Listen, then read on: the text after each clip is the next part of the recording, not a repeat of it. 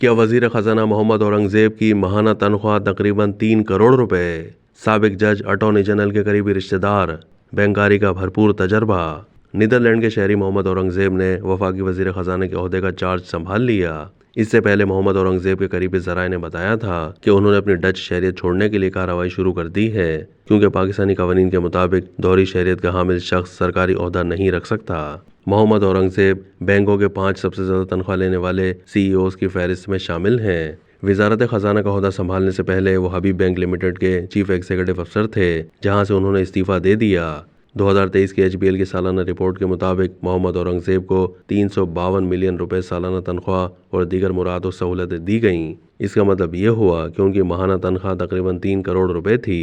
محمد اورنگزیب کا تعلق کمالیہ سے ہے۔ وہ سابق attorney general of Pakistan Chaudhry Farooq Ramday مرحوم کے بیٹے، سابق جج supreme court justice Khalil ur-Rehman Ramday کے بھتیجے اور داماد، سابق وفاقی وزیر و MNA مسلم لیگ نون چودھری اسد الرحمان کے بھتیجے ہیں۔ محمد اورنگزیب نے 30 اپریل 2018 کو بطور صدر اور CEO HBL بینک جوائن کیا۔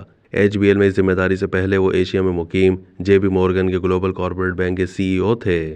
ایمسٹرڈم اور سنگاپور میں مقیم ABN AMRO اور RBS میں دیگر سینئر مینجمنٹ کرداروں میں 30 سال سے زیادہ بین الاقوامی بینکاری کا ایک بھرپور تجربہ تھا۔ وہ واحد پاکستانی ہیں جنہیں WSJ ڈاؤ جونز گروپ کے زیر اہتمام عالمی CEO کونسل کی خصوصی رکنیت میں مدعو کیا گیا۔ وہ پاکستان بینک ایسوسی ایشن کے چیئرمین، پاکستان بزنس کونسل کے ڈائریکٹر اور انسٹی ٹیوٹ آف بینکرز پاکستان میں کونسل ممبر بھی ہیں۔ انہوں نے وارٹن اسکول، یونیورسٹی آف پینسلوانیا امریکہ سے BS اور MBA کی ڈگری حاصل کی۔